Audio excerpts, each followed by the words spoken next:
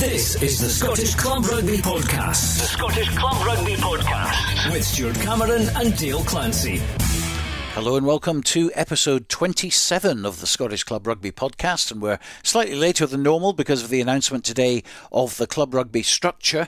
And as this podcast is all about Scottish Club Rugby, it was important to delay it for a few hours so we could dissect all that's happened, get feedback from key people, and also discuss it all with Dale Clancy and Robin Purdie, who's joined us today. We'll also bring you exclusive audio from the media conference which took place earlier today. So let's recap on what has happened. It's all come about following the scrapping of the Super Series after 6 years, which has left the 6 clubs with nowhere to go apart from back into the Premiership and National League structure. And the debate has been raging on over the past few weeks as to how they should be reintroduced. Well, the club team of Heriots are in the Premiership already. Ayr have just been promoted, so no issues there at all. The owners of the Southern Knights are Melrose, and Watsonians were in National 1 as well, but it's been decided to promote them both into the Premiership, which is a decision which has split people. But more controversially, the club teams of Stirling Wolves and Boroughmuir Bears have been plying their trade in Nationals 2 and 3 respectively. So the decision to place both of them in National 1 next season has now been made. So while there's nothing official in the press release, by my calculations, that's a 10-team league for National 1 next season. The 7 remaining clubs after the departure of Ayr, Watsonians and Melrose, plus Jed, who are relegated from the Premiership. Also, either Peebles or Falkirk, who will be promoted from National 2, and of course Stirling County and Boroughmuir, the other team. Okay, so instant reaction then from Dale and Robin to all that. I know both of you would have preferred the Super 6 clubs to go back in at the same level that they're at right now. That's not happened. Yeah, I think that was my... As soon as you seen that they were going to be folding back into the club game, that was what I wanted. I think that the way that it ended up happening, obviously all the teams went into National 1 and then they had to try and find their level. And I think that in the resolution that's come about is actually probably something I can live with. I'm quite happy with it because of a few reasons. I think that, you know, obviously with the removal of the semi-pro teams, I think the fact that there's been a foot up for Melrose and Watsonians means that they do get an opportunity just to try and retain the players that they've had in that semi-professional environment, give them an incentive to have a crack at what will be a really challenging and interesting Premiership next year. I think the 2 teams below, Stirling and Boroughmuir, they've obviously not taken to the semi-professional game and balancing the club team efficiently. I don't think they've obviously neglected part of it, and not by choice. It's just been a byproduct of what's happened. You know, it would be naive to put them into the Premiership, but I think to put them into National 1 and let them find their level isn't a bad middle ground. Obviously, there's been a lot less disruption to the national structure as well off the back of it, because there's only slight tweaks. So you're going to have a 12-team Premiership, you get a 10-team Nat 1, and then Nat 2 and 3 are obviously going to go down to 9-team leagues for one season and then return to 10-team leagues. So I think that, to be honest with you, I think that the Scottish Rugby have done it quite well in terms of trying to minimise disruption, like looking at the consultation.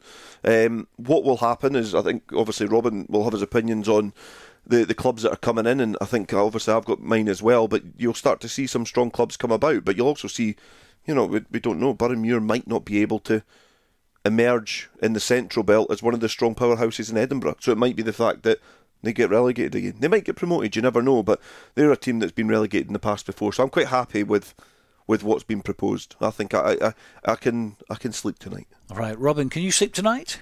Yeah, I'll sleep pretty soundly. Stuart, like Dale, I initially thought, you know, the fairest option for all concerned was the status quo, but when this broke today and I read it, you know, it didn't fill me with varying emotions, rage being one of them, not at all. And I think in fairness to the union, I think they've delivered it pretty well. I have to say, and yeah, like everything else in life, there's going to be winners and there's going to be losers, and there's going to be people who feel aggrieved and people who feel hard done by, and people that are maybe thinking, oh, we've won a watch there.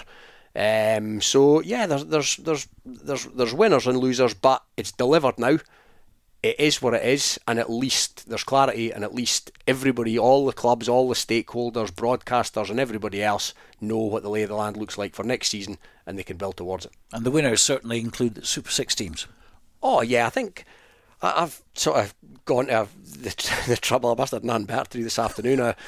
Immediate thoughts on who are winners and who are losers, and I think, and I've got a club. I've got Stirling, who I can't decide if they're a winner or a loser. You know, some will say, well, the club team was down the divisions and they've been parachuted in, whereas others will say, well, you know, if you break it into three aspects, if you break the club into three aspects, and you've got Super 6 club or franchise, you've got the club team, and you've got youth development, then Stirling are the current Super 6 champions, let's not forget, and they've got a brilliant setup and always have had from a youth perspective. So I can't work out if they're winners or losers. The big winners are, let's be honest, the big winners are Melrose here, more so than anybody else for me. You know, in the last 2-3 years, Super 6 it's been a bit chaotic, and let's use it, you know, a mild term. It's been chaotic at best, pulling in players last minute, scratching around, trying to find props on a Friday afternoon, that kind of thing, and you know, it's not worked. The club team's not been great, for looking at the same as Stirling. From a youth setup, they're not in a particularly great place, it would seem, at the moment, certainly from a results point of view. So Melrose have won a watch, let's be candidly honest about it. On the balance of them being promoted alongside Watsonians, what stands out in being them winning more than Watsonians in terms of, because I think they've obviously both won, just how come Melrose are perhaps bigger winners than Watsonians? It's a good question, Dale. And it's maybe just perception. It's maybe just perception on my part. But for Watsonians, it's the Super 6 side. They've had a good crack at it. Yeah, I think I get that. I think that's where I would come from with that as well. And I think they're also a team that will maintain more of their players and be there. I can see the Prem next year, but in the early years potentially breaking into 2 or 3 subdivisions, to be honest. Yeah. And I see Watsonians being in the top division along with Ayr and along with Heriot. And I see sitting underneath them are Currie and Hoyk, possibly Melrose. But I think there are other teams in the Premiership that are going to benefit from this as well. Currie and Edinburgh Accies can potentially benefit, because, you know, not all of these players will drop into Heriot seconds or, you know, Watsonian seconds. So I think they will potentially benefit. I think Mar will possibly benefit. Glasgow Hawks will possibly benefit from the Ayr side of things. But then you've got Selkirk, Musselburgh, dare I say Kelso, unfortunately, through no more than geography as much as anything else. I don't see them picking up too many boys from, you know, they're not going to get first team rugby at Heriot, you know, first team at Heriot or Ayr, or so. I think there'll be some subdivisions, but that was always going to be the case, no matter what they did, and it's now just got to be a case of the lay of the land being found over the course of the next year or two. And I think that's all you wanted. I think that for me is all we wanted, was to see Watsonians and Melrose, if you focus on them with the fact that they've got the golden ticket because they're back into the Premiership. They both have different tasks ahead, and I was speaking to actually Nicky Walker, who's obviously assistant coach of Watsonians, during lunchtime today, just asking for his opinions on it, and the health and safety element came into it again, and I think even just in a couple of minute conversation, I think his mind started to change somewhat slightly as well, when you mentioned that there's players that have went from Super Series that are playing in National 1 and nobody's really making any noise about it. So I think the players, your Dom Coatsers who have come from, you know, England and played at a decent level, your Quagga Van Niekerks, and those players will get vacuumed up by the A team, and the players that aren't good enough for that level will play in the Premiership, and it'll, in my opinion, I think it's only going to be a benefit for the Premiership. I think you've said it there, and the teams that are growing and progressive and developing, that geographically as well have that opportunity, are moving forward, and I think reintroducing them is going to allow that further. And the ones that are perhaps on the other side of the spectrum, like I said at the beginning of the season, there was going to be 2 Borders teams at the bottom of the Premiership, and I thought it was going to be Jed, and I thought it was going to be Selkirk. Selkirk, I think, were fortunate this season that Jed were so poor. They are 2 clubs that are in similar states, and this, you know, if they're able to grasp it as well, Selkirk can perhaps look at this as an opportunity to bring some quality players back to their club, then they're allowed to progress as well. But yeah, they're probably some of the losers in this, I would say so. And I think there'll be clubs in National 1 as well that are, you know, who are the clubs in National 1 that you'd class as being upwardly mobile now? If Peebles get promoted, I'll look at Peebles and I'll look at their youth system and what they've potentially got coming through in the next 2-3 years, and possibly Glasgow Accies maybe, and you're saying, well, Peebles could have, as an example, could have consolidated in National 1 next season. Then they could be thinking, right, let's have a crack here. But their plans, if those other plans, are potentially been put on hold for a wee while now because of Stirling, because of Boroughmuir Bears, and so that But as the guys at the union have said from day one, not everybody's going to be elated with what's happened, but there's definitely going to be winners and losers.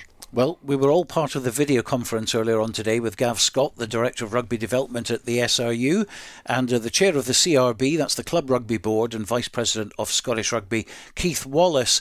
In attendance also were David Barnes of the Offside Line, Gavin Harper from Scotland Rugby News, former editor of Scrum Magazine, of course, Gary Heatley, another former editor of Scrum Magazine, now with GH Media, and long-time rugby journalist Stuart Bathgate. It was a Q&A session, and let's play you some of the clips from that, starting with Keith Wallace talking about the process of coming to a decision from the meeting last night when all this was thrashed out by all the interested parties. I think we've had a very good process and a very tight timescale. Really an interesting journey, frankly. We've gone through the focus group. We had some broad options ready to go to the focus group. The focus group itself added 2 options into the process. We then went through 3 rounds of consultations with the Premiership, National 1 and National 2, 3 and 4. And that was really useful. And then we had a very robust debate last night at CRB. So I think as you might have gathered from comments, there was no clear winner emerged from the consultation process. And that's been reflected in all different viewpoints many people have had. So that we then went into effectively a process of elimination using the 3 criteria to narrow down to our preferred option. So a very fair and open process and very constructive.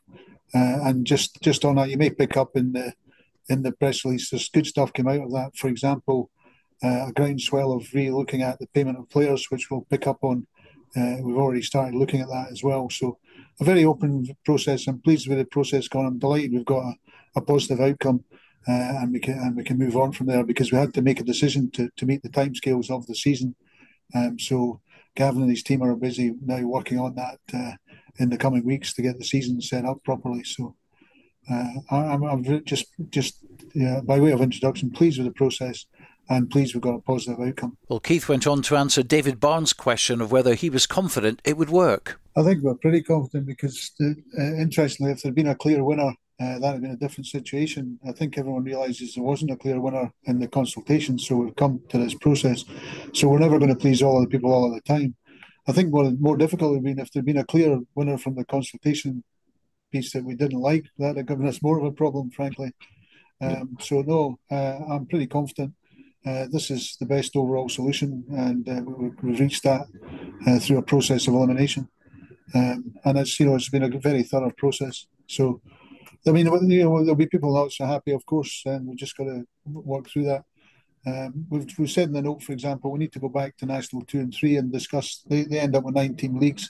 There was some debate on that, and we've looked at keeping that there, but looking at how we resolve that with them. So we're going back to speak to them, for example.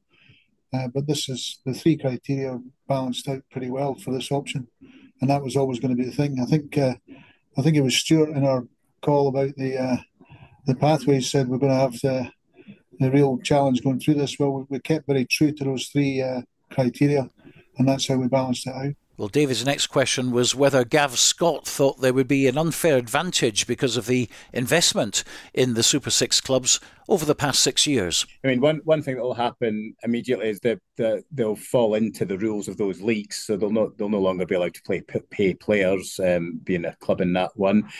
So that will balance it somewhat. And then beyond that, it's one of the things, I suppose, was the struggle for everyone as we went through this debate, was that we don't really know where the players will go. We'll have to make a best guess on where we think they'll go. And one of the things I mentioned during the consultation was I'm looking forward to there being many more players in the game, because every club is telling me that all the players are going to them.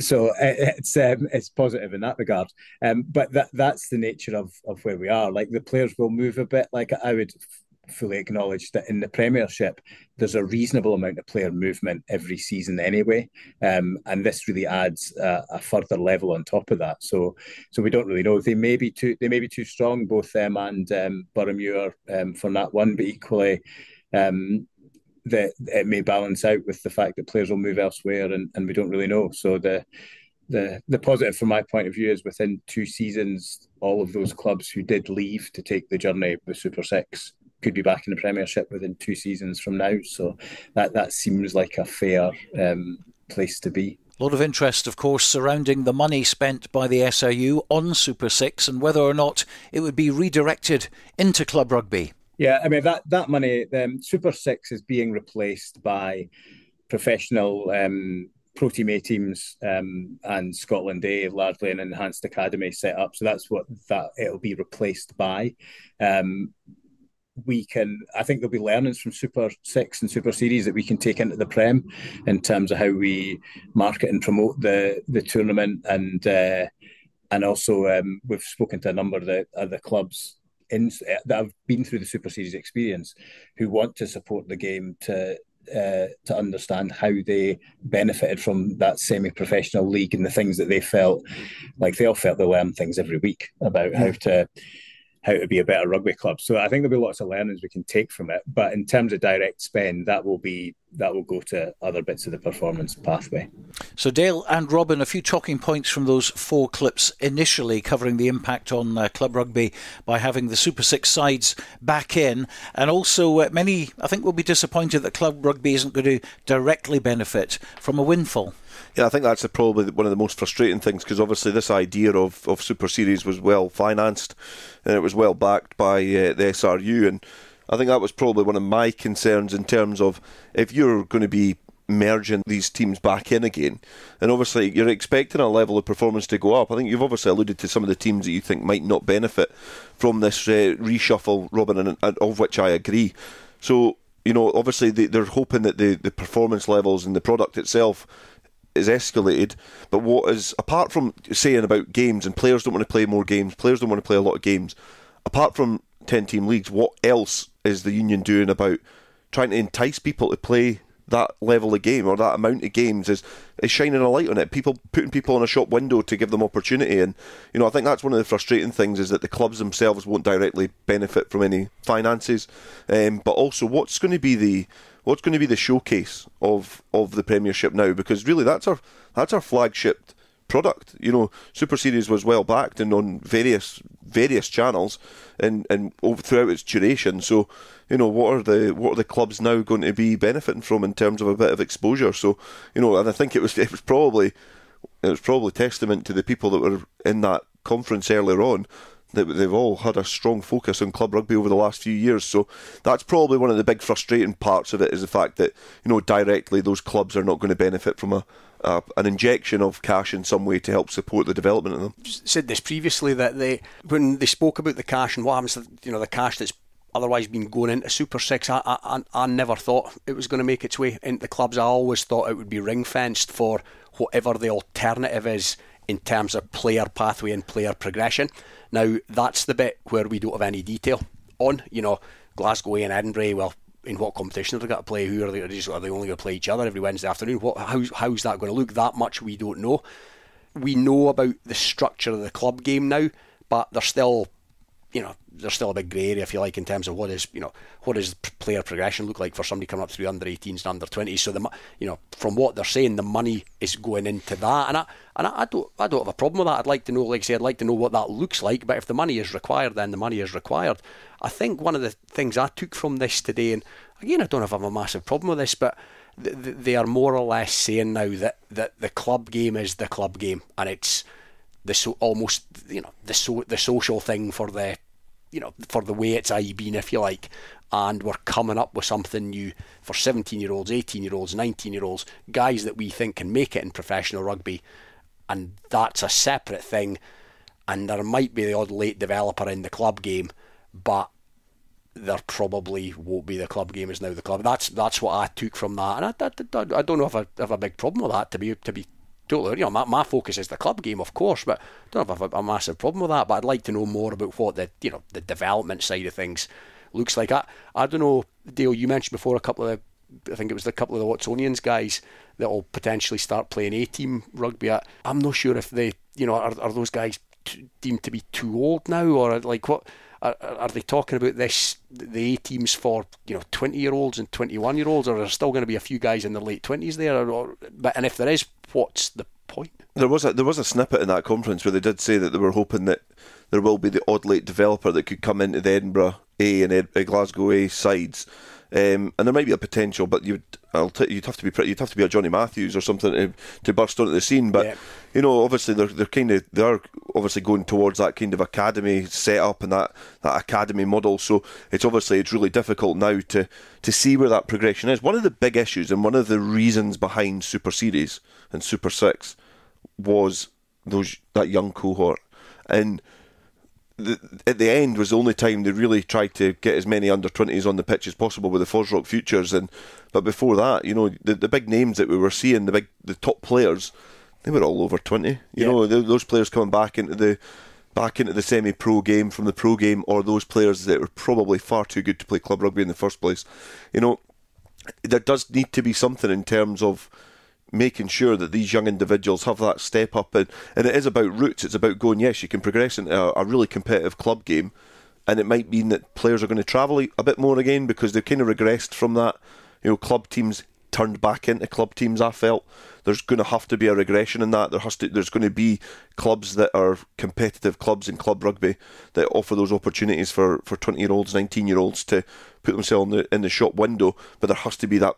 Yeah, the pathways between the club game and that connection to the pro teams as well. And David Barnes was on about that, in the conference, saying that are we pretty much alienating both scenarios, or are we trying to get them working closer together? Because having two pro teams aligned to 25 national teams each it's just not achievable. So yeah, there's going to have to be a real shake up in terms of the performance pathways. But yeah, the club game, I think you're right, Robin. It's been identified as being the club game, and it will be socially competitive, if anything. It looks to me, like I say, that it's now two separate. And if you're an identified 17-year-old in Scotland under 18s, if you're coming up through if you're coming through Merky or something like that, you're not going to wind up playing for Heriots or Watsonians or Curry now. Which is a shame. You're going to be into absolutely, it is. But you're going to go into this thing, whatever this thing is, and that's what we. But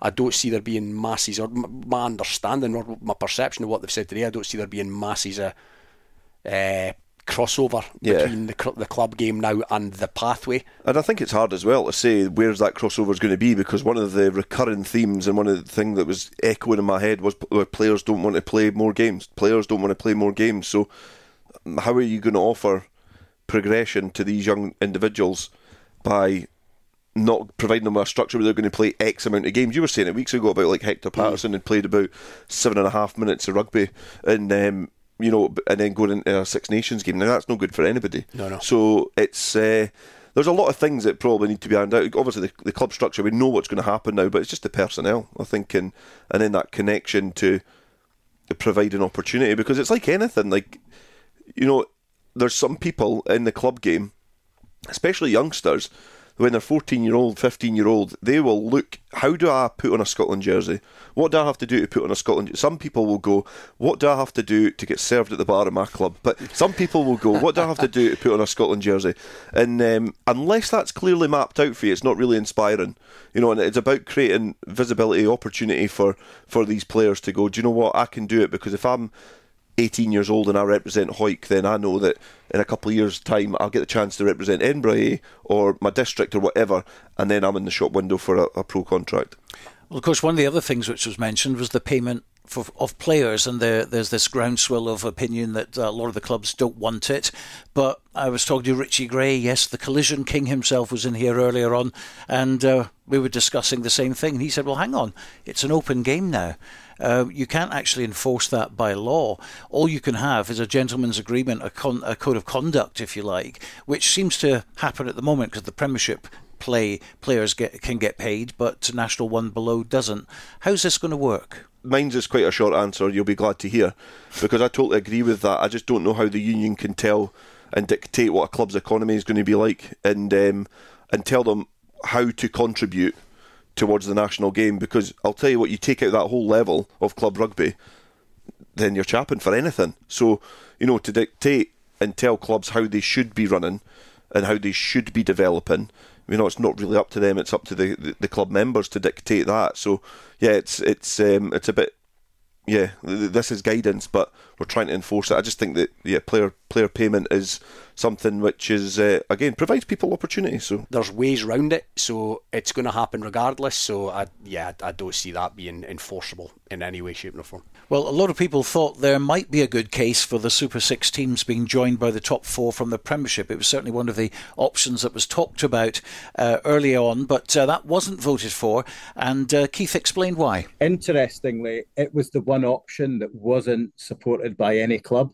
that gave us feedbacks, and that included the views of the Super 6 clubs. It wasn't their preferred option either, and for good reason. I think everybody felt that to try and be as fair as possible. We know that there's different degrees of fairness and you can manipulate in different ways to how it suits your own means. But the thing we tried to do with every single option, and that option was the only one that was different, was that no one who's been promoted or relegated in this season that we're in right now does that change for next season other than in that option. So in that option, you immediately relegate 6 teams out of the Premiership who did not go into that fight at the start of the season, if you like. So it was really just felt that it was probably the one that was patently unfair to those teams in particular. So it was really disregarded by everyone in the game, I would have said, on those grounds. Yeah, I certainly agree with that. But on the face of it,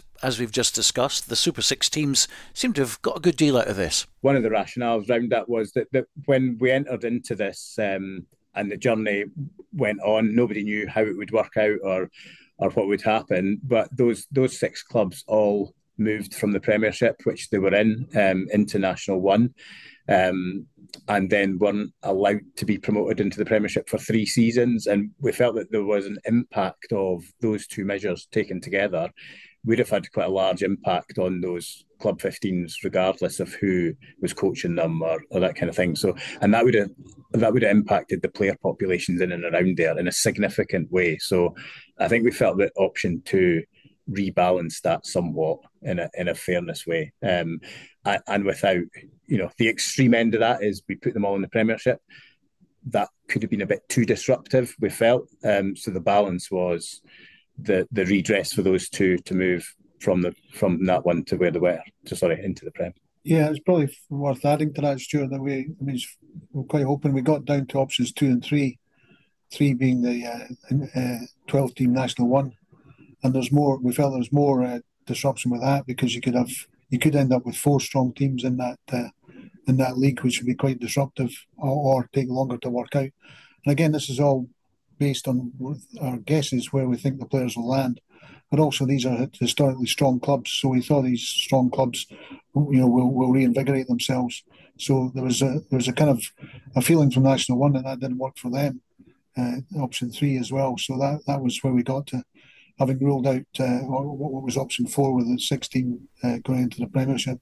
So that was a sort of process of elimination. Now, Super 6 was, of course, bridging the gap between pro rugby and club rugby. So what bridges that gap now, and what about the drive to make club rugby totally amateur with no payment for players? Here's Gav Scott. Yeah, I mean, that would be part of the whatever working group look into it, and there are pros and cons, and there's also that movement of players, and to touch on your other point, the pathway, and would players be coming up to apply their trade up here in order to maybe try and get in the window to then get in a pro team, which as we know has happened a reasonable amount in the past. So it's a much more complicated issue than it is just, well, let's just stop paying them, and then you're right, Stuart, and then ask my department to regulate that, or the club game to regulate that, would be interesting also.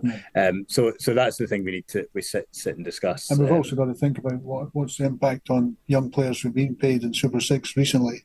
How is that going to affect their lifestyles in the short term? So there's a fair bit to go through. What we're saying is there's a groundswell from the club, so we need to take that into account. So we'll look at that over the next coming weeks. Well, during the call I brought up the subject of district rugby and how that fits into the long-term vision of Scottish rugby. I think it can be very much part of the club system and season structure. I think there's lots of care we want to take around it. One is that it needs to find its place. So this year is better than last year. There's more games. It's still really contentious within the districts about when it's played, with a dead even heat of who wants it here and who wants it here. So again, it's another nice process to go through. Nobody can agree on that one either.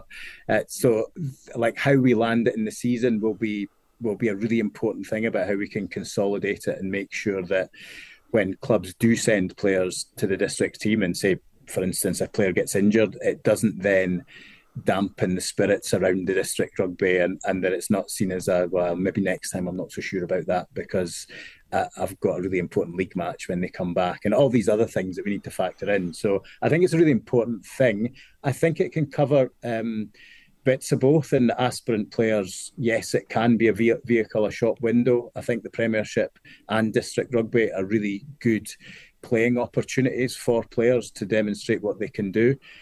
We also have to bear in mind that the Inter-District Championship is also a celebration of those really good players in domestic rugby who may not ever get to be a professional, nor ever want to be. So we have to kind of respect both of those and allow that pathway exist for both. So which I hope we can do. And the season structure thing becomes a critical part of that as well, because when you start to interface with the professional game, it becomes complex. They want to look at players at certain times a year. They maybe don't at other times a year. They may have availability at young academies sometimes, players sometimes not. So, but yeah, it can certainly play a part in terms of an opportunity to play a high standard of rugby and domestic rugby. And Stuart, back to your point about the bridge, the key message from the pathways is we're trying to focus on ensuring more of our best players are training and playing in a professional environment. So we'll have bigger squads with Edinburgh and Glasgow at that age group. They'll be training there more often, and the A-team games will give them more games in a professional environment. So we're narrowing down the focus of players by giving them more of a playing up advantage. But the pathways thing was also at pains to say there might be a few come out the club game.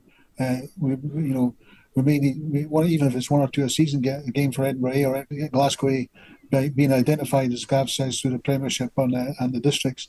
There'll still be that pathway there for them. So that's where there's no barrier there. It's just a different bridge.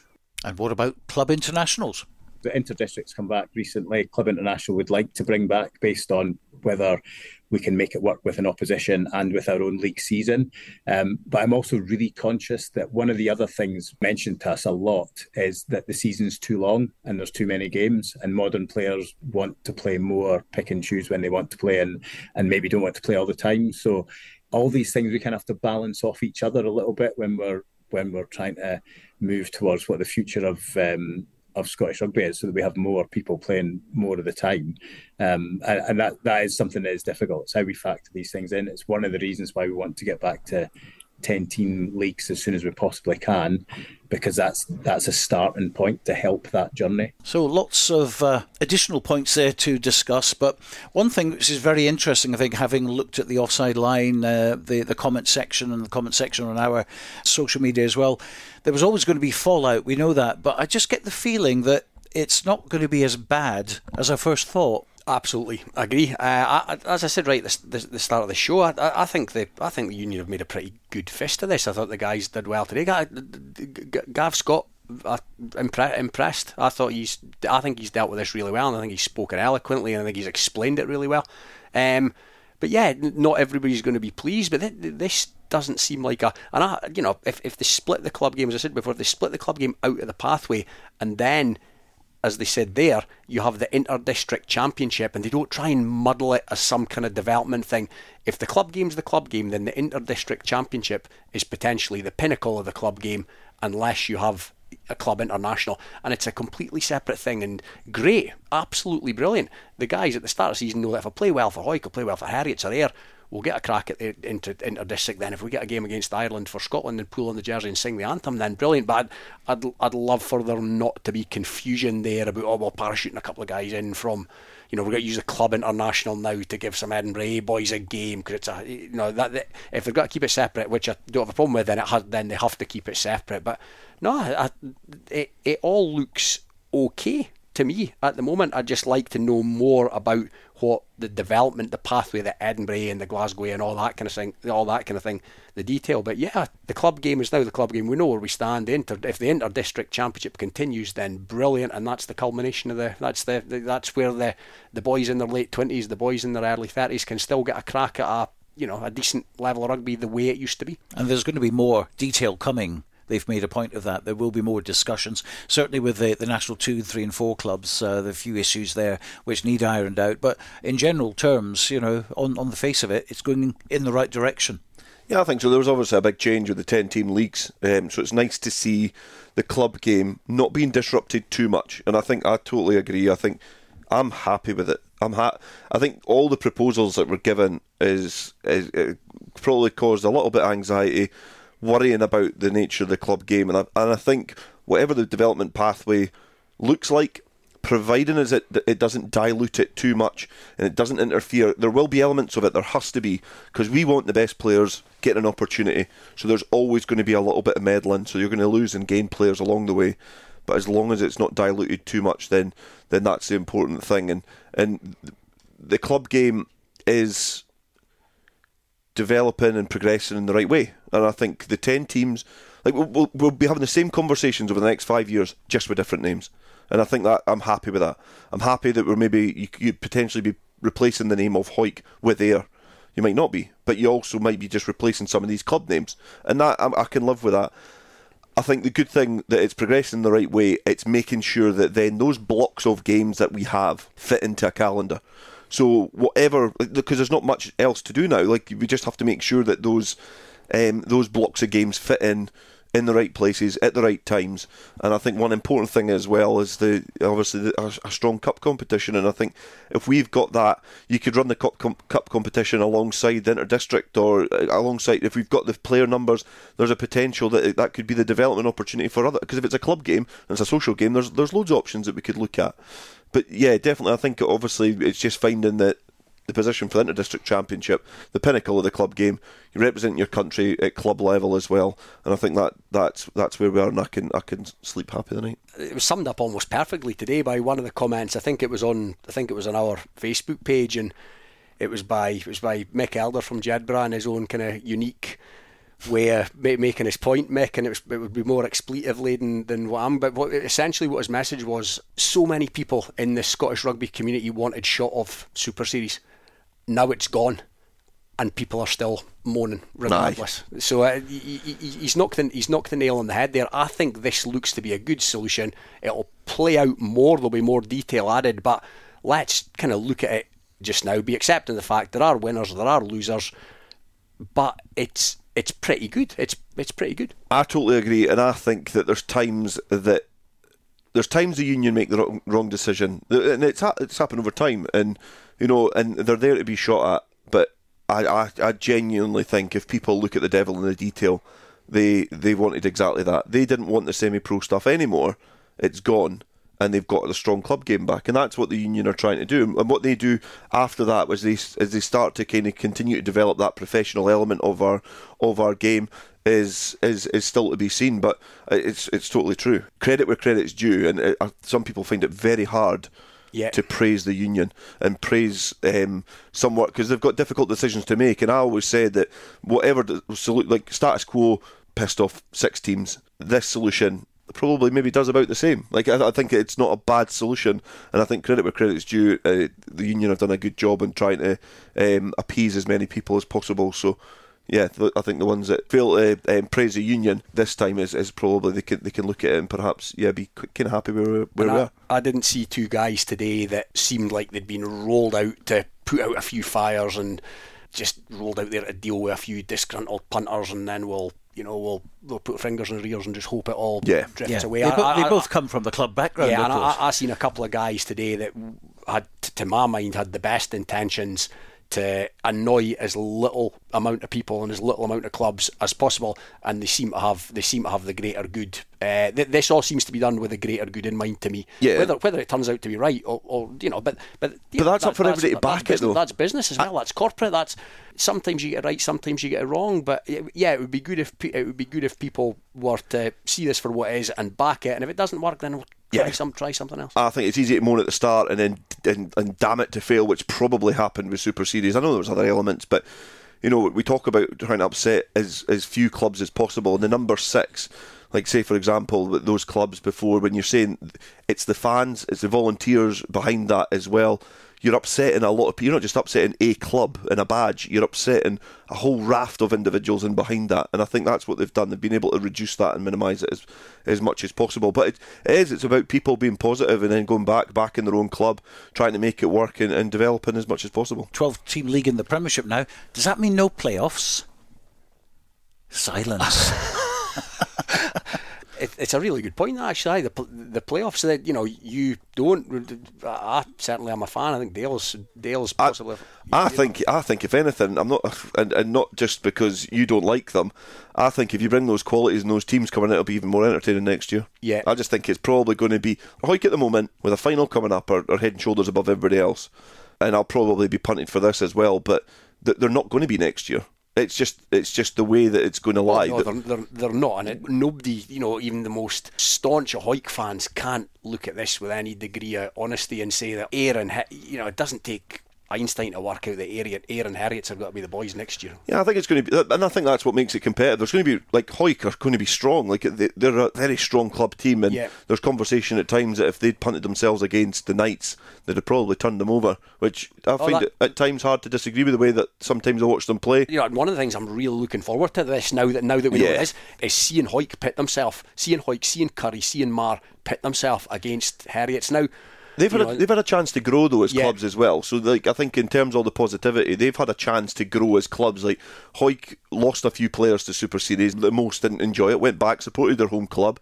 Hoyk are one of the big ones again. Like, history will always show that Hoyk won the double last season, and nobody will really look too much into the detail as to where clubs were at that time and what the quality of everybody else was like, because it was strong. Marr and Currie, who they defeated in the finals, were strong opposition, but it's just the fact that Hoyk were so strong last year and again this year. There's no asterisk at all, as they say these days, against anything that's happened in the last 2 years.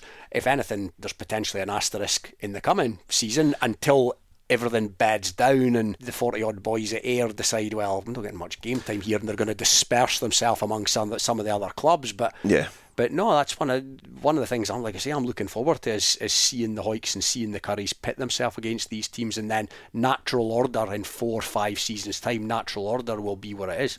I just think with the introduction of those teams, it makes it more exciting. I think it'll be a competitive league. You will see a split. I know you're saying there'll be like 3 mini leagues. I think next season you will see that split pretty early, because I think there'll be a gulf in quality between it depends how all the teams approach it as well, but I think there will be a gulf in quality in terms of maybe the top 6-7 teams and then the rest. Talking about the mini leagues and stuff like that, and I think that's taking it back to, it's not now, the club game's not going to be seen as part of the pathway, because they said on the call that if Ayr and Heriot's are absolutely rampant, they're not going to, they've no interest in having some form of draft system whereby they fairly allocate some boys to Kelso and some boys to Selkirk to almost level the playing field. They're of the opinion that if there's dominant forces, there's dominant forces. But yeah, it'll over time, you'd think it will. It will even itself out potentially, but in the early days, there's going to be, you look at some of these boys that play for, look at the boy McPherson that plays number 8 for Ayr. He's an absolute specimen. But like Stuart in the centre, like all these players, they've got a lot of really McNamara's are really good players as well, and obviously they had a lot of players from the pro game going back into Shedden. Yeah, Jamie Shedden, who came from the club game and excelled at semi-pro. So these players, again. Shedden went, and he's obviously developed and things like that, but McPherson was playing club rugby anyway, and I think they were playing at the top end. Like the games between Ayr and Melrose over the last few years have been poor, but before that, the games that we had between those two sides were brilliant. And then you chucked in Heriot's, Scottish champions, and they've been able to win cups along the way. So, those teams were fighting it out at the top of the Scottish Club Rugby, and then you chuck in Mar now. Mar and Ayr in the Premiership. There's a big derby in the Premiership. You bring back those games between Watsonians and Heriots, and you chuck in Curry now as one of the powerhouses. It's Melrose Hoyk.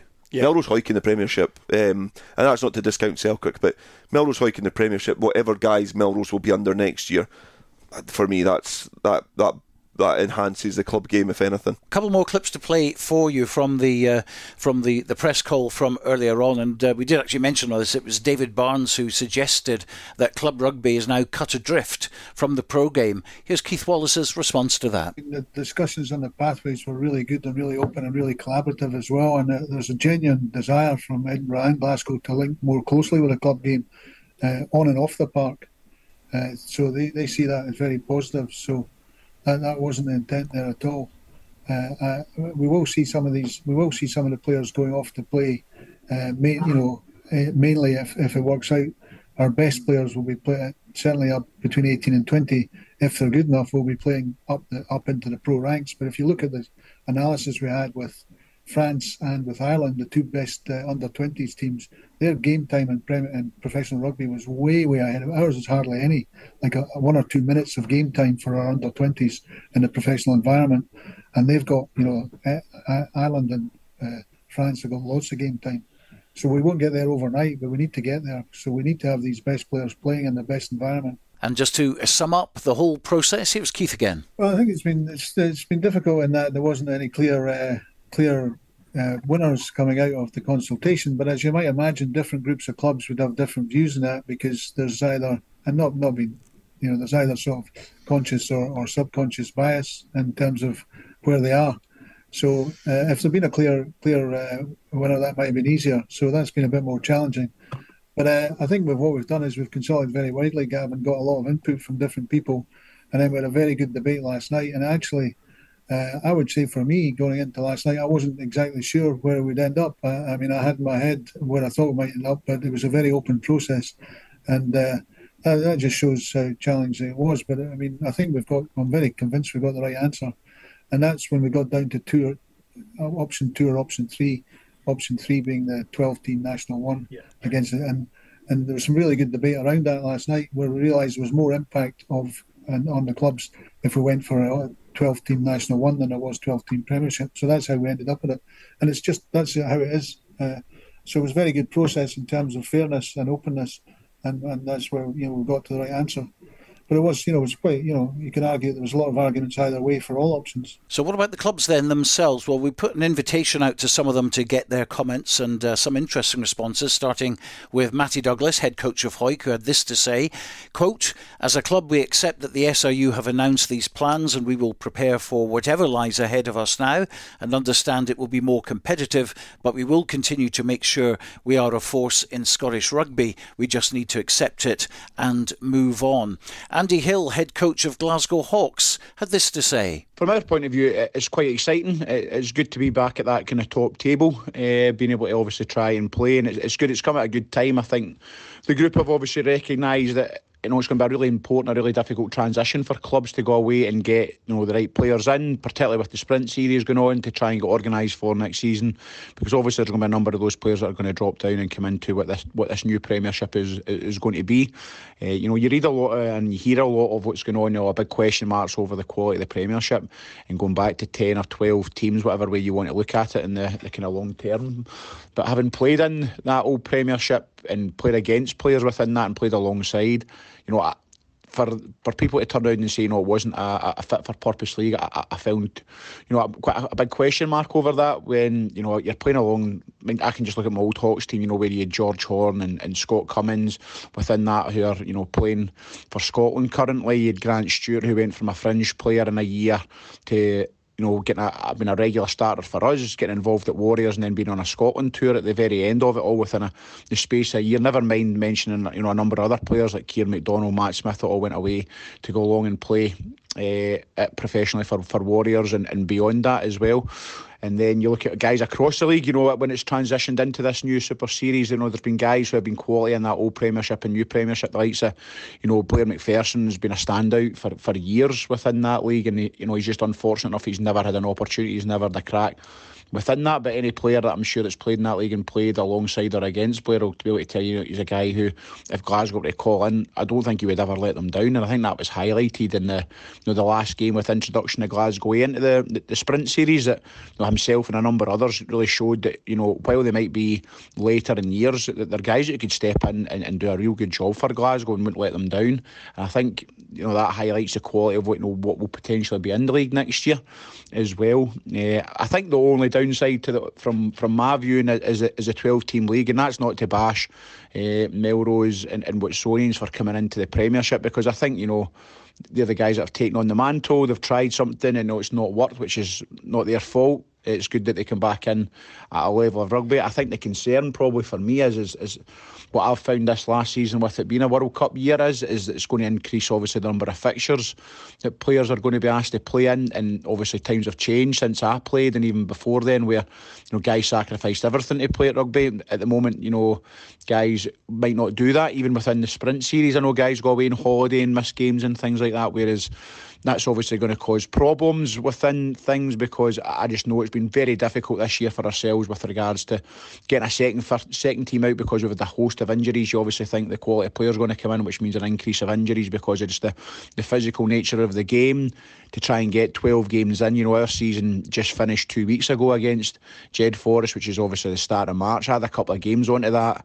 Then you start to ask questions of what is the value of a cup, what is the value of a district competition, because our season's basically ran from the second week in August, if you include pre-season games, all the way through to the end of December, be given that, other than the 23rd, given that every game would to be played, and the last week was a standby day, which I think every club used, and then we were back again in on the 6th of January to play a game. You know, that's a real difficult ask of boys, particularly if you're in one of the Edinburgh or Glasgow City teams, which maybe rely on some students for some teams as well, because they're missing the other guys, you know, travel, coming back from, you know, abroad or anything like that as well. It struggles to try and get them integrated, and getting a number of games across and getting guys playing is going to be a real difficult challenge for every team, I would imagine, given that the fact that I know it's only for 1 year, but it's what it looks like long term within that as well. We might just need to suck it up and just do it for 1 year for the better of everything. And another of our team on Rugby Radio is Neil Hinnigan, who gave us a balanced assessment of the good parts and the not so good parts of all this. He's also, of course, Director of Rugby at Kelso Rugby Club, who finished 4th in the Premiership this year. It's great that we had a prompt decision on this situation, just so everybody can start planning for next season. They've went with option 2, I believe, which is the 2 teams coming out of the Prem to make it 12, and then obviously the Boroughmuir and Stirling go to National 1. So regarding the 6 teams or the 6 franchises that were involved with the clubs, it's they've probably gotten a fair outcome. I think, really in general, I think Melrose and Watsonians have been extremely lucky that things have probably fallen their way. But at the same time, I think you've got to look at the bigger picture for Scottish rugby. There were big clubs that were playing in the Prem, or minimum that one, for many years before there was any Super 6, and you know, I've said before publicly, Melrose were certainly a good help to developing players before Super 6, and as for Stirling, I've got a rich form in that as well, Boroughmuir also. So it's good that they're going to start from a position where, you know, things should work out for them, and then that should also help Scottish rugby become stronger again if things go to plan regarding places for these players to play and youth players coming through at these places. So it's, you know, to have a top league without, you know, the facilities the likes of Melrose have got, Boroughmuir, you know, Stirling, and, you know, what that all brings along with Watsonians and all that, they've really got to be in the top 20 clubs really to keep that going. So I think that's good from that point of view. Where it's probably a bit unfair is that some clubs will suffer a little bit. From a Kelso point of view, it's, you know, I think maybe 3 teams go down next year, so that puts a lot of pressure on us to stay up, given that the league will get stronger, obviously. So they'll, it's going to be a tricky sort of 12, 18 months period for clubs like Kelso, Selkirk, Glasgow Hawks, Musselburgh, Edinburgh Accies. We're near the sort of clubs that are now under a bit more pressure. And then that filters down a little bit to the likes of, Gala and Dundee and some of those sort of clubs in that one bigger. It's going to filter down so that there's more pressure on them. So, yeah, I would say there's a tough ask for some clubs coming in the next 12 months if they want to stay in certain places or positions in the Scottish rugby pyramid. But certainly from the Super 6 clubs, I would think they'll be all pretty happy with the outcome. And regarding Scottish rugby as a whole, it's maybe a good decision for that. For others, and you've got to feel for clubs that have been putting a lot of hard work in. That's all about to come under a lot of question, and it's going to probably be survival of the fittest in all aspects. So we'll see how it plans out, but I just hope the SRU have got more than just a plan of restructuring this. There has to be some real meat on the bones around how they're going to develop players through and academy setups and pro drafts, all these sort of things, and grassroots level, put the money in around the schools and state schools especially, and work out a pathway that's clear and accessible for everyone. Neil Hinnigan, Director of Rugby at Kelso. Before that, Andy Hill from Glasgow Hawks. We also heard a statement from Matty Douglas at Hawick. Three clubs' point of view then, all involved, of course, in the Premiership. We're actually going to hear from the Melrose head coach in a moment, Ian Chisholm. Melrose, of course, with the Super 6 franchise with Southern Knights, so we'll hear what he has to say. But interesting to see the club's point of view after the announcement. Yeah, I think it was really balanced. I think obviously they're looking at their own club as well and seeing how this impacts them. But ultimately, at the end, they've all got to kind of take stock again and come up with what's going to be a challenging Premiership campaign to try and stay in that league, because obviously with three clubs going down, all those clubs in particular are going to have to try and figure out how do they stay in that division. But there's no God-given right to stay in there just by merit. So the teams are going to have to work hard to plan it right and make sure that they make the right choices along the way to stay in the Premiership. Yeah, I agree with what Dale said there. That was pretty measured stuff by all three. The proof of the pudding's going to be in the eating, so there's no point in anybody getting sort of too het up until we all see how this pans out. But yeah, those are the sort of measured responses that you'd expect from spokespersons from the clubs at this stage, I would say. Well, a quick look ahead to games this weekend now. It's been a very interesting discussion, but we've got 4 league games being played, starting with National 1 and Glasgow Accies against Melrose. We can hear from Ian Chisholm about that match. Also, his own thoughts on Melrose being back in the Premiership. This is one of those things, where you would usually think is a bit of a dead rubber. But look, when you look at the league table and you look at a pride of club, there's probably still a lot to play for. And look, you have to create little targets and little small wins to aim for when you're into these games. And look, if we score 4 tries, we'll finish the season with the highest try bonus in the league. If we win, we'll finish 3rd in the league. And then on the flip side of that, if we lose, we finish 5th or 6th in the league. So because there's a big difference there, and in terms of how we want to be perceived as a club, we want to, we always want to be competing. We always want to push on. This week there'll be a lot of changes to the squad. We've got Richard Ferguson's wedding this weekend, which a lot of the boys will go to. He's a really well respected former captain at Melrose, and he's still really good pals with a lot of the boys that are down here, so we're missing a few there. And of course, like everybody else, we're going to be missing a few to Dublin. But look, we're pretty excited about the squad that we've got, trying a few different combinations that might work for us going into the next season. And look, obviously with the news of next season, we've been placed back into the Premiership after Super Series is folding. Look, I think from my point of view and my own personal agenda, I think it's a really positive thing for Melrose Rugby. We started conversations with a lot of the Knights players quite recently about life after the Knights and what their plans were, and look, we're expecting to keep a hold of a large amount of the players that we've signed for the sprint season. There are players who are from other local clubs, and look, those clubs were willing to put their players forward out of the goodness of their goodwill, so we're sending them back to their clubs, and we want to make sure that we're doing all the right things there as well. But look, I'm excited about next season. I didn't actually expect it to go for option 2. I expected there to be a 14-team Premiership, but looking look, and I know they're talking about restricting player payments or stopping player payments completely, and I think that probably has to be the case if you're going with the setup that there is now. National 1 strictly amateur, the Premiership, with teams able to financially reward their players, and if things were the way they were now, then you disadvantage Stirling, you disadvantage Boroughmuir, like not giving them an ability to keep a hold of their players. But look, moving forward, like we're calling this a big reset. Look, we feel that this is a really good opportunity for the Melrose Rugby brand. Our focus going forward is just sustainability. We want to win, yes, but we want to win on and off the pitch, and that even includes what we do in the club rooms. It means what we do at the youth level. It means what we do with our girls. So look, we're pretty excited about the future going forward. And I know it's going to be a bit of a difficult period, not just for Scottish Rugby, but for the clubs there. And look, I said to Robin Purdie when we spoke at Selkirk, like, we're really aware of the perception of Melrose, and like, we're not going to change a lot of minds, but at the same time, we'll just focus on ourselves. We'll make sure we're doing all the right things, both on and off the pitch, and we're looking forward to a really successful future for Melrose Rugby. I think Ian's got a bit of a spring in his step now after that. And why not? As I said at the top of the show, Melrose are the, in my opinion at least, the big winners of this. But the decisions have been made. I think it's brilliant. I'm just assuming here, but they are rebranding back to Melrose, I assume, which should have just been done long time ago. So that's great.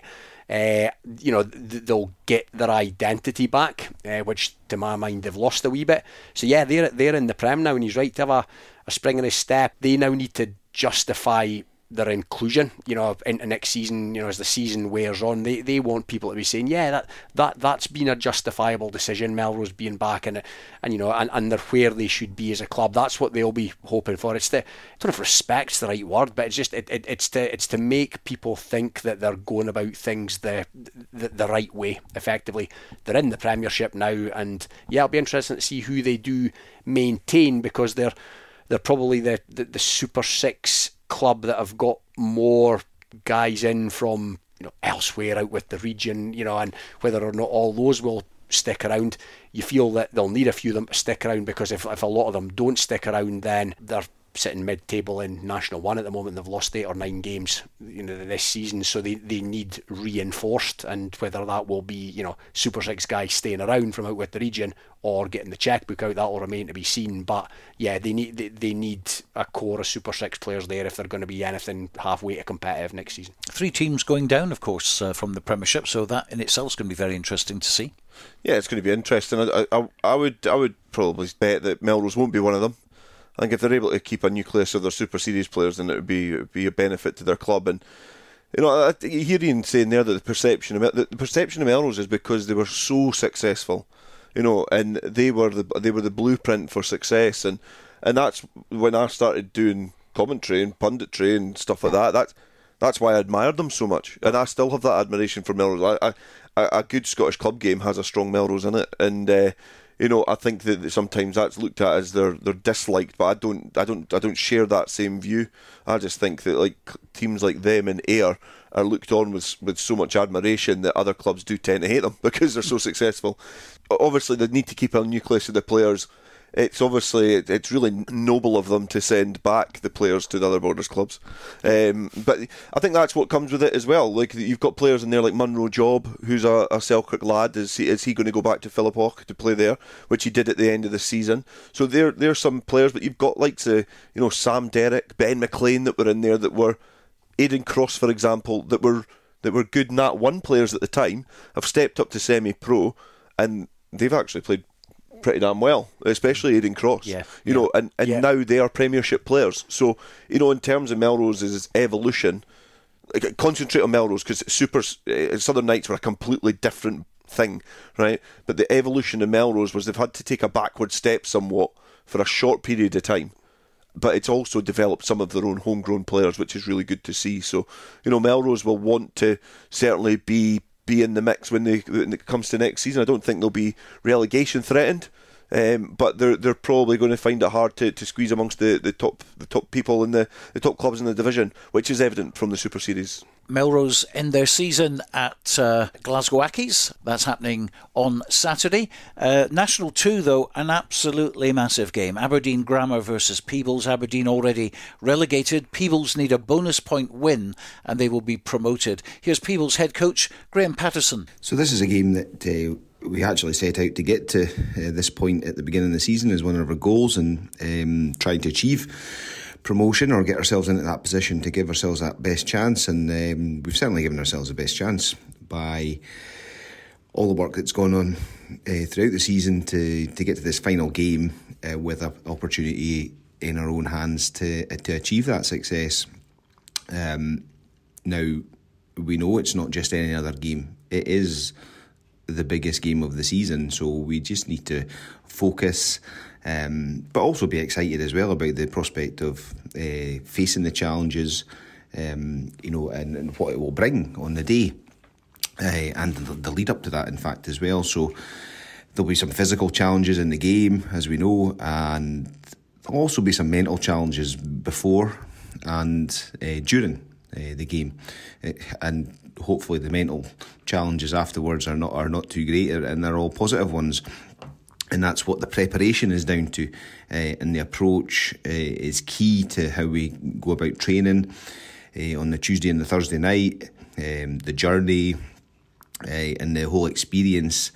So we don't need to try and come up with new formulas or ideas, set plays or styles for this game, because what's stood us in good stead over the last 17 games is what we're going to apply to this game as well, and it's just reinforcing those messages and those applications into the players' minds and bodies, so they go out there and give the performance that we strive for. And I've always said to them throughout the season is focus on the performance and the result will come, and that is the same message that's going out this week as well. Let's focus on that performance.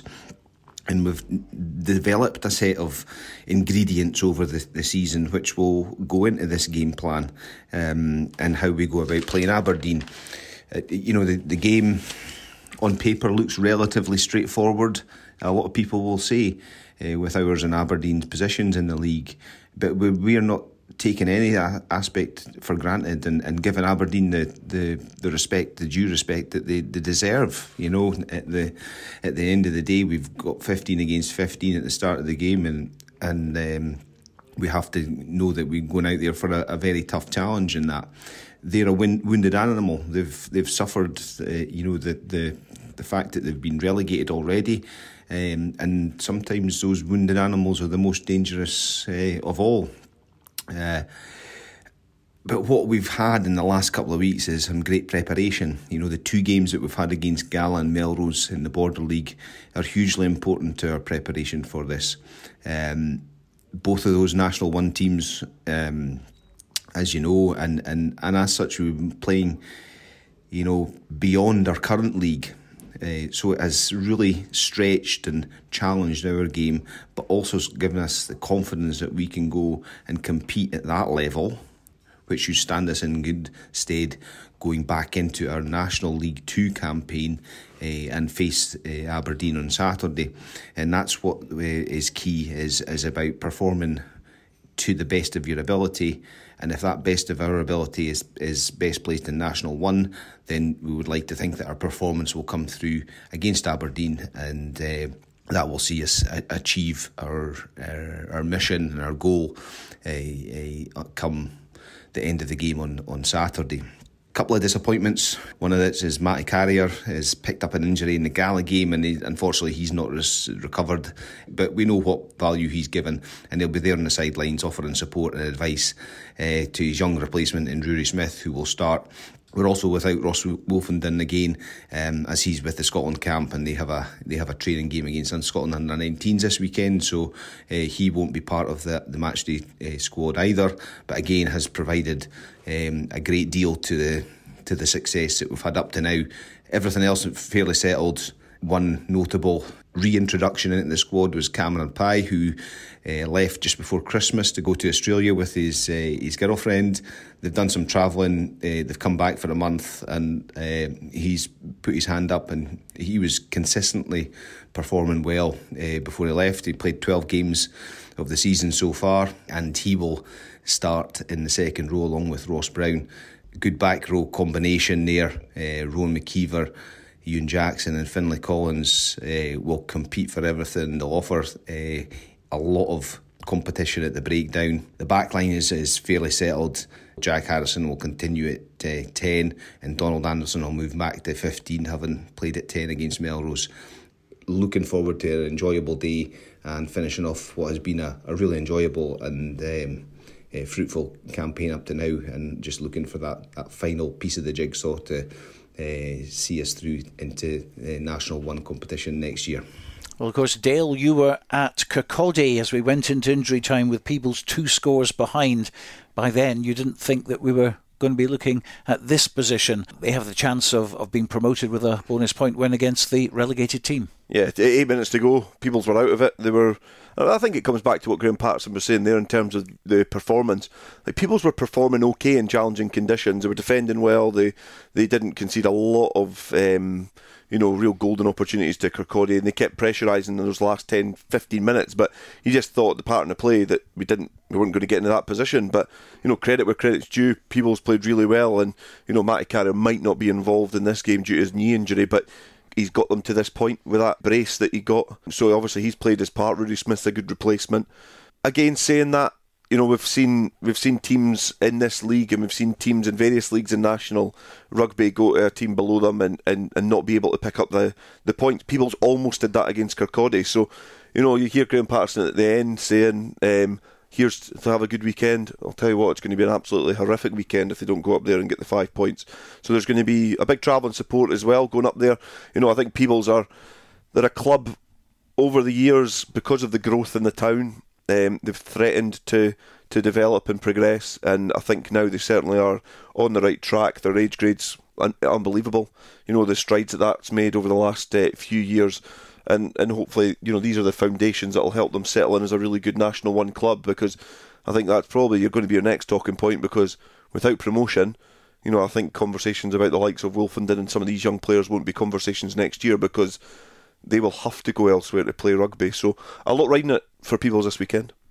And Ross Wolfenden not playing, we've been here before, haven't we? We have, and I'm maybe got to surprise you with a viewpoint on this one. Have you changed? Stuart, on this particular occasion. Now, first and foremost, pretty gutted for the lad. I mean, you want to be part of a title celebration if of course it turns out to be that. But I think when we cast our memory back to a few weeks ago, the Peebles were playing Newton Stuart, and it was kind of make or break, and the alternative for him was going to be playing a district under-18s game. This is not, this is national stuff now, Scotland under-18s, and Aberdeen, with the best will in the world, are not Newton Stuart. That was an absolute must not get beat for Peebles that day. They're more likely to win at Aberdeen without Wolfenden, so I'm accepting it this time round, as much as I'd like to see the lad be there to celebrate with his teammates. And I'm sure he would as well, obviously lift the National 2 trophy if he was available, of course. Yeah, you can't dilute and juice in the trophy, I think, if Ross Wolfenden was about. But I think it really resonates when you're speaking there about that, and it's good to hear, because I was almost predicting that we might have had conflicting views there, because I totally agree with you, because with what we've spoke about for the first, 3.5 days of this podcast, was the part of that was the player pathway and progression, and what does it look like. I think there's a little glimpse there in terms of what it's going to look like. 18s against 19s, national competition. You heard them speak about it there, in terms of they want to be immersed in these players in professional environments more often, and that is as close as you're going to get. And I think that's a good thing, Dale. It's going to take away the ambiguity when it gets into the business end of the club season, which also coincides with things like age grade rugby, national stuff, district stuff. He'll take away any, if he, for example, is in a pathway playing in games, whether it's for Edinburgh or whatever, there's a structure to that season as well, then it takes away any ambiguity. All right, we're into the business end of the club season now, and they're taking Wolfenden away from it, because he's not going to be there in the first place. They're incubating these players, aren't they, to try and get them to play professional rugby sooner. And if you think about Wolfenden, who are 17 years of age, playing in that environment, they're trying to nurture them so that they can start to play more games like they do in Ireland and France. They're speaking about that, so they're incubating them, trying to prepare them quicker to get them playing professional rugby. And that's, they're trying. Scottish rugby really now has to look at it in terms of how can we try and shorten the kind of the progression to professional rugby quicker, and that's just a glimpse in it. And we're looking at National 2 rugby with a huge game, but yeah, it'll be disappointing to miss it. But yeah, I think from what we've spoken about, it's very relevant in terms of where we're probably going in the club game. Okay, 2 games in National 3 on Saturday. Dumfries against West of Scotland, so 7th against 8th there. Both safe from relegation. But what about this for a bottom of the table clash? Cartha Queen's Park against Hamilton. Hamilton haven't won this season. They need 2 bonus point wins in their last 2 games. And of course, they're playing Cartha Queen's Park just above them. They have to stop them from getting anything out of this one. And it's do or die. Yeah, and Cartha picked up a good victory in their last game as well, so they've obviously stretched away somewhat, so they're going to this favourites, and it is a big game in terms of National 3. Obviously it's a league that's going to see a lot of restructuring next year, as we're obviously going to see a little bit of change with Boroughmuir exiting that league. So in terms of that, it's a big game to see who's going to retain their place. But you've got to, if you were a smart individual and you were going to Robin Purdie to bet your house on something, you would go Cartha Queen's Park. Yes, Cartha for you? I would say so. They just need the point. They just need a point based on the table, but it's super Saturday for all we know. They could have half a dozen boys away at Dublin, Cartha, and it's got a different complexion. But yeah, you'd have to fancy them to get enough for what they need to remain up. Okay, so that's the league done and dusted. Just finally on to the Cup and the League Cup, which is taking place this weekend, starting with the Scottish Cup quarter-finals. Don't forget that one of the matches, Embrackes against Heriot, is being played on April the 13th because Embrackes are in Dublin playing a game this weekend. So that leaves 3 in the Scottish Cup quarter-finals. Mar versus Watsonians at Fullerton Park, Musselburgh against Curry at Stony Hill, and Dundee against Hawick. And I was talking to Andrew Mitchell during the week, and he was saying that it might be played at the Morgan Academy Sports Ground, this one, rather than Mayfield. So it could be an interesting venue for that one. But let's hear from the said Andrew Mitchell right now. Playing teams in the league below, they're obviously one game away for the semi-finals as well, and they've got a shot at the last year's champions, so obviously it's not going to be easy. We're going to have to dig in at points, but obviously if we get up there with our game plan, we should hopefully come away with a comfortable win. Obviously preparing for the likes of Curry or Mar or something is a little bit different, I'd imagine, to a lower team, is it? Well, kind of, because you didn't really know what to expect, what's got to be there. You never see them play, you've never played them, there's not really much footage of them, so you didn't know what team's got to come out as you would if you're playing the Premiership. You could kind of watch their games for recent weeks and who they're got to bring and who their key players are, but obviously this team into the unknown. I was going through the history books, and I think the last time you came up against Dundee was before your time, certainly. It was the famous playoff. It was 39-38, I think, and they scored 3 penalty tries. And traditionally, they were always very strong pack that they had up there. 3 penalty tries kind of told its own story. But you'll be wanting to move them about a bit, no doubt. Obviously, the brand of rugby we play, we're not going to go up there and try and just take them toe to toe. We'll try and show why we're the champions and why we won the double last year and why we're finished top of the league this year, and hopefully give them a good game. Well, of course, you're in the final of the playoffs. We think it's May the 4th, but it still could be even later than that. How has the club sort of been able to come off the high of the semi-final and then know that you've got 8 weeks or more to prepare for something which would define the whole season? It's obviously hard because obviously last year I went semi-final into final, so the buzz was there. But now you're coming to training each week, you didn't ken really what's going on, obviously with the SUF stuff now, so boys that aren't selected, they have to try and keep themselves interested and taking over in case, because they could end up coming back and saying, well, actually we couldn't play on this date, so it could be earlier, it could be later, as you say, so who knows. And that's really difficult, isn't it? Aye, it's tough, to be honest, it is, because you just want it over and done with the season's dragging, like kind of getting longer and longer each year, so you kind of just want it done and see if you're going to be champions or not. And between now and then, of course, there's sevens as well. I know it's never been a big priority for Hawick in terms of the sevens apart from your own tournament, but at least it will keep the backs a little bit sharper, no doubt. Aye, obviously the sevens, I feel the sevens, obviously it's kind of getting chucked to the side now with what's happening with the league campaigns and that. Teams that are still in it obviously aren't got a field as strong a teams as they'd like to, so I feel aside it's shame on the sevens side. Well, going back to the 15s, and you've had a hell of a season, haven't you? 20 tries, which is phenomenal, isn't it, really, in the Premiership?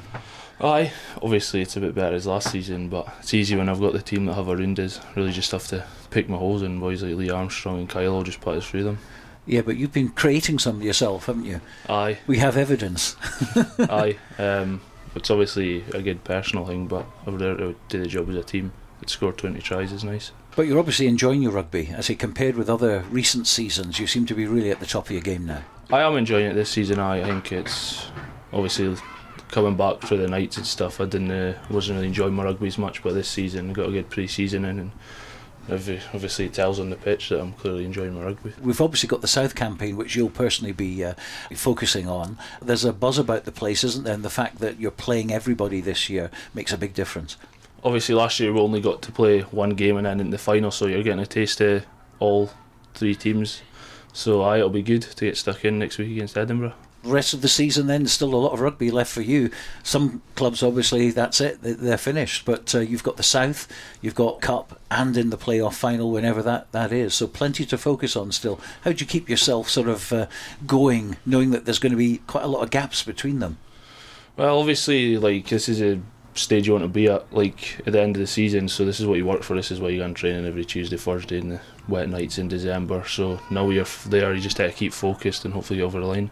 Hawick are playing at Dundee in the Scottish Cup quarter-final. I mentioned Curry at Musselburgh, Watsonians playing at Mar. We can hear in fact from the head coach of Mar now, Kenny Diffenthal. The boys in National 1 have shown that they can compete at the Prem level, as we've seen in the Curry A game and Musselburgh GHA game.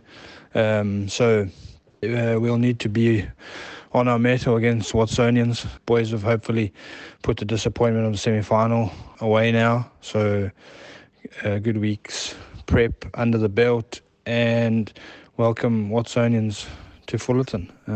I'm sure they'll be up for the game and hopefully we can match that. Well, of course, the semi-finals aren't going to be played, are they, until after April the 13th now? April the 20th it will be at the earliest, because Embrackes will be playing Heriots then. So we've got 3 Scottish quarter-finals, and whoever wins, again, will have 4 weeks off. Who do you fancy in these? I think you've got to say that obviously Hawick and Mar are favourites in their respective semi-finals. It's obviously, I just think even just at the start of that, and I don't want to down the cup, because I know when it gets to the semi-finals and the finals and the crescendo of the season it'll be exciting, but you just can't lose a bit of interest. I think it's ridiculous the way it's mapped out. You know, it shows a lot of things, and a lot of things need answered before next season as well. But you hear there, it's difficult to prepare against clubs that are, you know, a little bit further down in the league. But you've got to say that obviously Hawick and Mar will go into their favourites. Watsonians might have a bit of a spring in their step, but you know that capital derby as well, essentially of sorts between Musselburgh and Curry is going to be interesting. And it's a chance for Musselburgh played well in patches this season. You know, it depends what Curry's focus is going to be. A lot on the agenda for them. It's a more difficult game for Curry than what Hawick have. They've all got the same things on the cards. They've got inter-district, they've got a Prem final, and they want to be getting to that cup final. So I think, a lot to play on the mind of Curry this weekend. So on paper, Robin, you'll be looking at the smart money being on Hawick, Mar and Curry, but is that the way it's going to happen? I think so, Stuart. It's hard to see. It's hard to see past they are the big three, effectively. As things stand at the moment, not for much longer, but yeah, they are the big three. I can't see anything other than 3 wins. There will possibly have to be a fall guy in terms of a competition next season when there's a 12-team league and throw in 4 weekends of bad weather and all that kind of stuff, and I wouldn't be at all surprised if next season the Cup is the Falcon. The actual Cup last week, we had a bigger pull-out. We had Glasgow Accies pull-out, and we had White Craigs pull-out of the League Cup. We've got Stu Mel, who have pulled out from an away match at Newton Stewart, which puts Newton Stewart through to the quarter-finals. Boroughmuir against Berwick is a pretty big one. That's taking place at Myerside, and we can actually hear from the forwards coach at Berwick. That's Paul Pringle. A really pleasing performance away to Dumfries. Dumfries, obviously, we know them from last season when they were in our league and they actually beat us home and away, so we knew it would be a tough fixture. We had a couple of changes in there with Jack Webster playing 9, and fortunately we were able to get Angus Utterson on loan from Kelso at 10. I think Angus contributed about 18 points, so he had a really strong performance and fits in really well with the lads. We also had Ewan Thompson, who, you know, his work rate was phenomenal, so it was great to have these guys in because we did have a few players away. Started off really strongly and went 24-0 up, and then just probably lost our shape a little bit for a while, and that just let Dumfries back into the game to bring it back to 24-19. Lads stuck to the task, you know, we went back to the kind of basics, went through the phases, and just executed really well, and in the end we pulled away 48-19. Pleasing performance. This week we welcome a couple of lads back. Liam Robson's back after his day trip away last Saturday, so it's good to get him back at 9. Webby will go back to 10, and it just gives us a bit more of a familiar feel there with that combination linking back up. Darren Goodfellow unfortunately is not available this weekend, but Jason Girdwood will come into prop, so he's been involved all season and played really well, so we're not expecting to lose too much there. Focus for us really on Saturdays, just to keep building on what we've been doing. We only have the one league fixture left, so really the focus is on this cup, and it would be great just to get a bit of a cup run going. So not too many other changes there, and then so yeah, really it's just go up there, look to execute, you know, and then hopefully, you know, can get that W and go into, you know, after that, really that's you into the quarterfinals. I mean, ideally you'd want a home tie, but we'll see what comes up. We're not taking anything for granted. I think you can see from some of the results last week that, you know, that kind of perceived gap between the leagues is probably not as big as most teams think. So we're making sure the lads are not complacent for Saturday and that they know it'll be a tough fixture. So all being well, you know, we look to go up there and hopefully get that win and get into the next round of the draw. Berwick are playing Boroughmuir away from home, but it's at Myerside, and that's a 2 o'clock kick-off for that one. Dunfermline will take on Stirling County. Lasswade against Orkney. Newton Stewart already a bye because Stu Mel have pulled out. Allen Glens against North Berwick. Murrayfield Wanderers against Preston Lodge, and Falkirk against Strathmore, that one kicking off at 1 o'clock. So going back to the Dunfermline game against Stirling, we can hear from head coach of Stirling, Craig Deakins. Last week we played Hamilton at Stirling County. I knew it was going to be a tough physical game. Obviously, you know, they're the league below us, but you know, it's a cup. You know, it's one of them things. Everyone loves an underdog as well. So you know, we weren't taking the game lightly by any means. It was a close opening 40 minutes, which was to be expected. Hamilton kind of threw everything at us. However, there was quite a lot of handling errors from both sides, to be fair. But especially from our side, it was this poor decision making. Some offloads that weren't really on, to be fair. However, they turned it around in the second half. We lifted our intensity, or maintained and lifted our intensity. We were more clinical. We opened up an attack and we put some really good team scores in against them. I think at half time it was only 17-8, but the final score ended up being 43-8. Obviously nilled them in the second half. However, you know, Hamilton, they were a really good team. They were well organised. They did put us under pressure, especially in the first half.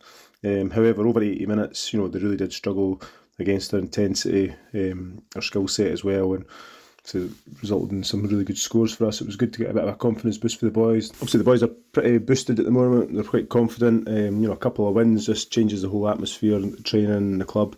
I know the boys are really excited about going to Dunfermline this weekend, but for me it's about just grounding them again, getting them into the right headspace as regards to, you know, I know they're in National 4, however Dunfermline's a really tough place to go, really good physical, well drilled sort of team, and they're going to certainly throw everything at us.